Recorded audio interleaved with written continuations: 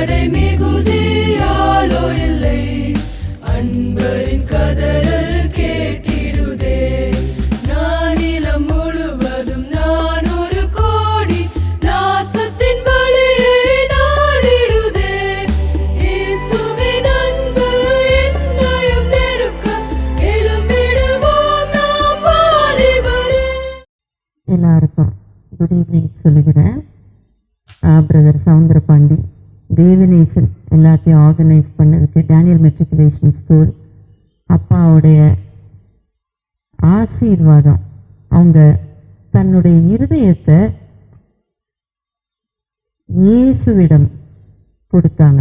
வெளிச்சம் அவங்களுக்கு தவறான வழியில் போகிறோன்னு வந்த உடனே இருதயத்தை தேவனுக்கு, கர்த்தருக்கு கொடுக்கும்போது எனக்கு அடிக்கடி நான் யோசிப்பேன், அம்மாவும் அப்பாவும் 2 பேரும் ஒன்றா சேர்ந்து, யூஸ்வலாக புருஷன் ஜெபத்துக்கு வந்தால் மனைவி வரமாட்டாங்க, மனைவி வந்தால் புருஷன் வரமாட்டாங்க. இதில் 2 பேரும் ஒரே ஃப்ரீக்குவென்சியில் ஒரே ஸ்பீடோட ஒன்றா போனது எனக்கு ரொம்ப ஆச்சரியமாக இருக்கும். எங்களையும் இழுத்துட்டு போவாங்க, எங்கெங்கே போனாங்கனாலும் எங்களையும் இழுத்துட்டு போவாங்க. 61வது வருஷம் அவங்க அந்த டயபெட்டிஸ், இப்போ எம்வி டயபெட்டிஸ் நர்சிங் ஹோம்ன்ற இருக்க இடத்துல தான் இருந்து வீடு மாற்றி நாங்கள் வந்தோம். 61வது வருஷம். அதுக்கப்புறம் எனக்கு நல்ல ஞாபகம் இருக்குது, அவ்வளோ அப்போ ஆரம்பித்த அவங்களுடைய அந்த அன்பு, சிலுவையின் அன்பு, சிலுவை நிழலுக்குள்ளே வந்து கடைசி வரையும் அவங்களும் பின்னால் போகலை, பின்வாங்கலை. அம்மாவும் 2 பேரும் ஒன்றா செய்தாங்க. ஒரு நாள் என்னை கூப்பிட்டு, நான் சின்ன பிள்ளையா இருக்கும்போது எனக்கு ஒரு 7 வயசு, எனக்கு ஞாபகம் இல்லை எனக்கு எத்தனை வயசு இருந்திருக்கோன்னு, என்னை கூட்டிகிட்டு வா, நீ வா மேலே வா அப்படின்னு, பைபிளை தூக்கிட்டு வா, பைபிளை எடுத்துகிட்டு வா அப்படின்னாங்க. ஸோ பைபிளை கூட்டிகிட்டு மேலே போனோன்னா முட்டி போடு அப்படின்னாங்க. ஸோ முட்டி போட்டேன். ஜெபம் பண்ணி உன் இருதயத்தில் என்னென்னலாம் பாவம் இருக்குன்னு கேளு அப்படின்னாங்க. அவங்களும் எனக்கு ஜெபம் பண்ணாங்க. நான் ஜெபம் பண்ணோன்னே அவ்வளோ சின்சியராக அவங்க செய்யும்போது, நான் சின்ன பிள்ளை, எனக்கு ஒன்றும் புரியல, ஆனால் அவங்க சொன்னபடியெல்லாம் நான் செஞ்சேன். ஏசு அழகாக பேசினார். ஏன் முதல்ல பரலோகம் எப்படி இருக்குன்னு எனக்கு சொப்பனத்தின் மூலமாக, அப்புறம் நரகம் எப்படி இருக்குன்னு அது அப்படி தொடர்ந்து வந்துச்சு. அப்புறம் நான் அப்பாட்ட சொன்னேன், டாடி இந்த மாதிரி எனக்கு சொப்பனம் வந்துச்சு பரலோகம். சரிம்மா நீ ப்ரே பண்ணுமா. அதுக்கப்புறம் அழகாக இயேசு நீ வெள்ளை ட்ரெஸ்ஸு போட்டு இருக்க அப்படின்னு எனக்கு ரெவலேஷன் 19 சாப்டரில் வந்தோன்னா, நீ ரட்சிக்கப்பட்ட, உன் இருதயத்தை கடவுள். எனக்கு அந்த எக்ஸ்பீரியன்ஸ் எனக்கு புதுசாக இருந்துச்சு. அவங்க சொன்னதை நான் செஞ்சேன், அவ்வளோதான். ஆனால் அது அந்த நேரம் அவங்க என்ன பண்ணாங்கன்னா, அழகா அன்போடு என்னுடைய இருதயத்தை இயேசுக்கு கொடுக்க வச்சாங்க. அப்போ ஆரம்பிச்சதுலேருந்து இன்னைக்கு வரையும் அந்த ஆசீர்வாதம் எங்கள் அப்பா என்னைக்கு தன் இருதயத்தை கொடுத்தாங்களோ, இயேசுனுடைய வல்லமை அவங்க மூலமாக வந்துச்சு எனக்கு. அவங்க இப்போ நீங்கள் நிறைய பேருடைய சாட்சி கேட்டீங்க, இது குணமாக்குனாங்க, அது அது ஏன் அப்படின்னா அவங்க இருதயத்தை கர்த்தருக்கு கொடுத்தாங்க. இயேசு அவர் வல்லமை உள்ள தேவன்.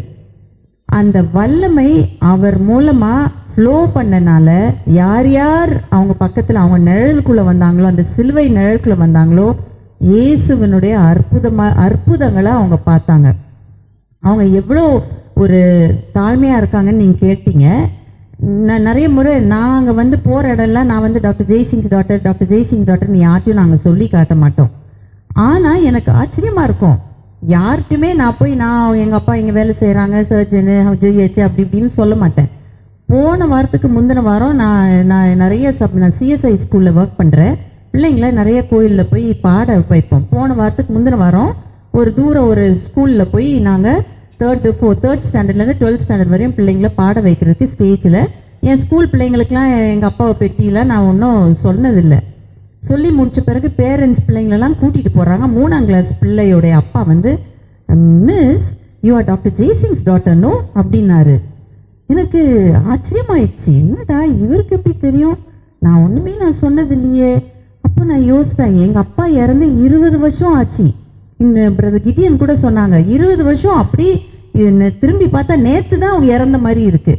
அப்போ அடிக்கடி நான் யோசிப்பேன், அவங்க அம்மாவும் அப்பாவும் அவ்வளோ ஒன்றா இருப்பாங்க. அவங்க இறந்த பிறகு 15 வருஷம் எங்கள் அம்மா உயிரோட இருந்தாங்க. ஒரு நாளும் எங்கள் அம்மா ஐயோ அவங்க போயிட்டாங்களே, ஐயோ அவங்க போயிட்டாங்களே, கஷ்டமாக இருக்கு சொன்னதே இல்லையே. சந்தோஷமாக வாழ்ந்தாங்க, சந்தோஷமாக ஊழியத்தை செஞ்சாங்க. அப்பா இறந்து அன்னைக்கு புதன்கிழமை அடக்கம் பண்ணோன்னு யோசிக்கிறேன். வியாழக்கிழமை மீட்டிங்கில் வந்து படன்னு வந்து உட்காந்தாங்க. எனக்கு ஆச்சரியமாக இருந்துச்சு, என்னடா கொஞ்சம் கூட அவங்க வந்து மீட்டிங் யூஸ்வலாக இவ்வளோ சீக்கிரம் வரமாட்டாங்க. அவங்க ஹஸ்பண்ட் இறந்தாங்க. நான் வந்து உட்காந்து, அதாவது அவங்க ஆலயத்துக்கு போகிறதுல அவங்களுக்கு ஆறுதல், ஊழியம் செய்கிறதுல அவ்வளோ சந்தோஷம், அவ்வளோ உறுதியாக கடைசி வரையும். அம்மா இறந்து 5 வருஷம் ஆகுது. 15 வருஷம் அப்பா இறந்தோம் உயிரோடு இருந்து அந்த ஊழியத்தை தொடர்ந்து. இதுக்கு மேலே என்ன அற்புதம்னா, நாங்கள் எவ்வளோ நாளைக்கு முன்னால் அப்பா உயிரோடு இருக்கும்போது பிரதர் நார்மன் டங்கன் அயர்லாண்ட்லேருந்து ஒருத்தர் ஃபெலோஷிப்பில் ஊழியம் செய்ய வந்திருந்தார்.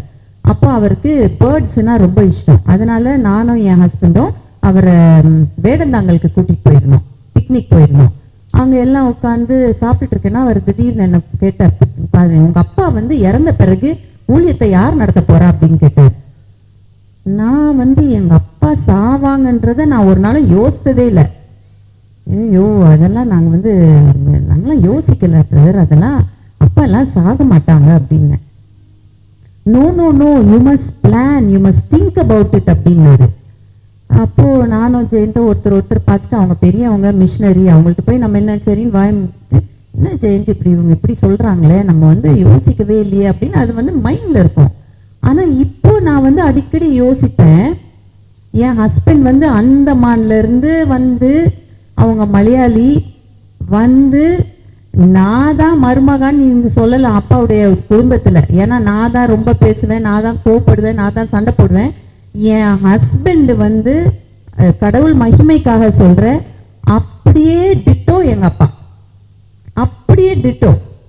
காசு வந்து கொடுக்கறத அவங்க எண்ணியே பார்க்க மாட்டாங்க, என்கிட்ட வந்து சில நேரம் சொல்லவும் மாட்டாங்க. நான் இவங்களுக்கு வந்து இவ்வளோ கொடுப்பேன் அப்படின்னா, ஓ வெரி குட் ஜெயந்த் அப்படின்னேன். நான் கொடுத்தேன்னா ஏன் நீ இவ்வளோ கொடுக்குறேன்னு ஒரு நாள் என்னை கேட்டதில்லை.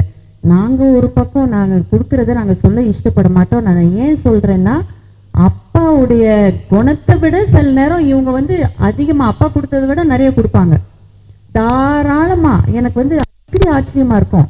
அப்பா வந்து யோசித்தாங்களா, எனக்கு அப்புறம் ஊழியம் யார் செய்வாங்க, எனக்கு அப்புறம் ஒரு கிளினிக்கை யார் நடத்துவாங்கன்னு யோசித்தாங்களா. அதாவது இந்த விஷயத்தில் நான் என்ன சொல்கிறேன்னா, கர்த்தருக்கு மகிமை கொடுக்குறேன்.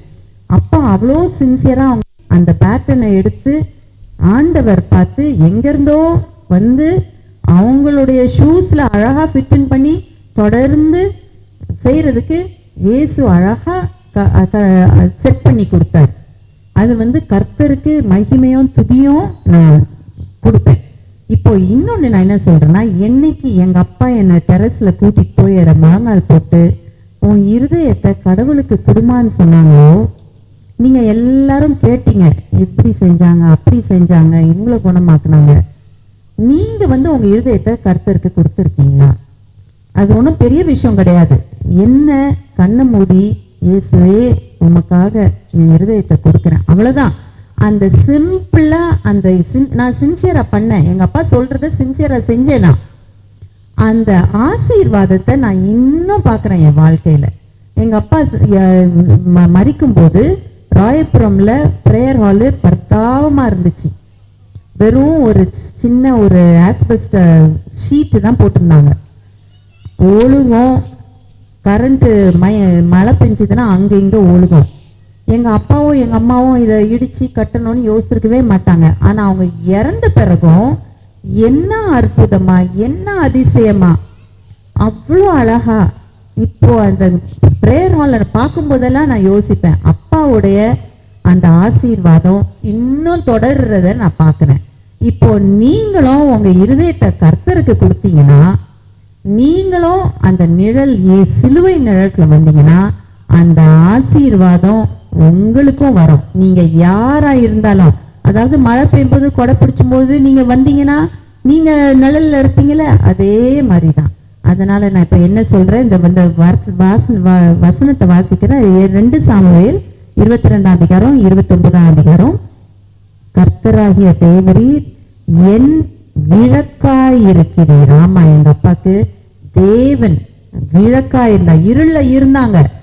ஆனா என்னைக்கு அவங்க இருதயத்தை கொடுத்தாங்களோ இயேசு அந்த அந்த கேண்டில லைட் பண்ணாங்க. அப்புறம் கர்த்தர் என் இருளை வெளிச்சமாக்குகிறவர். உங்க இருதயத்துல இருள் இருந்தா, நீங்க உங்க இருதயத்தை இன்னும் கர்த்தர் கொடுக்கலன்னா, என்ன மேல கூட்டிட்டு போய் என்னுடைய கேண்டில எங்க அப்பா பத்த வச்சாங்க. கர்த்தர் மகிமைக்குன்னு சொல்ற, அது தொடர்ந்து இன்னைக்கு வரையும் எரிய அந்த ஆசீர்வாதம் அப்படியே தொடர்ந்து வருகிறது. நீங்களும் உங்க இருதயத்தை கர்த்தருக்கு கொடுத்தீங்கன்னா, கண்ணு மூடி நம்ம இப்ப சொல்ல போறோம், இயேசுவே என் இருதயத்தை உங்களுக்கு கொடுக்க போறேன். பரிசுத்த ஆவியானவர் அழகா உங்களை நடத்துவார். அந்த நீங்க கேட்ட ஆசீர்வாதம் எல்லாம் அந்த வல்லமை உங்க மூலமா மற்றவங்களுக்கு போகும். அந்த சிலுவையின் நிழலுக்குள்ள நீங்களும் வாங்க. நம்ம கண்ணை மூடி ஒரு லைன் சொல்லலாமா? சின்ன பிள்ளைங்க, நான் கூட 6 வயசுல, நான் 7 வயசு 6 வயசுல தான் என் இருதயத்தை கொடுத்தேன். அதனால சின்சியரா கண்ணை மூடி தலைய குனிஞ்சி இவ்வளவுதான், இயேசுவே என் இருதயத்தை உமக்கு கொடுக்க போறேன். நீர் என் விளக்கை வெளிச்சமாக்குகிறவர். வெளிச்சமாக்கும். கண்ணை மூடலாமா? இருதயத்துல சொல்றீங்களா? இயேசுவே எங்களை அழகா கூட்டிக் கொண்டு வந்திருக்கீர். எவ்வளோ நாங்க கேட்டோம், உங்களுடைய நாம மகிமைக்குன்னு கேட்டோம். எவ்வளோ ஒரு அழகான வாழ்க்கை, அதிசயமான வாழ்க்கை, அற்புதமான வாழ்க்கை. உம்முடைய வல்லமை எங்க அப்பா மூலமா எத்தனை பேருக்கு போய் அந்த ஆசீர்வாதம் இன்னும் தொடர்ந்து செல்லுகிறத நான் பார்க்கிறேன். இங்க வந்திருக்காங்க ஒவ்வொருத்தருக்காகவும் ஜெபிக்கிறேன். ஒவ்வொருத்தரும் தங்களுடைய இருதயத்தை உம்முடைய கையில கொடுக்கட்டும். நீர் வழி நடத்துகிற தேவன், இருளை வெளிச்சமாக்குகிறவர். சிலுவையின் நிழலில் நாங்க வருகிறோம். தேவனே, எங்க பாவங்களை மன்னியும். பரிசுத்த ஆவியானவரே, எங்களை வழி நடத்திடணும். எல்லா துதியும் கனமும் மகிமையும் உமக்கே செலுத்துகிறோம். இயேசுவின் நாமத்தில் கேட்டுக்கொள்கிறேன். ஆமென். God bless you. இயேசுவே முட்டி போட்டு இயேசுவேன்னு கூப்பிடுங்க. அப்பாக்கு வேதாகமன்னா ரொம்ப இஷ்டம். ராத்திரி 12 மணிக்கு எழும்பி வாசிப்பாங்க. அறுவடை மிகுதியாலோ இல்லை, அன்பரின் கதறல்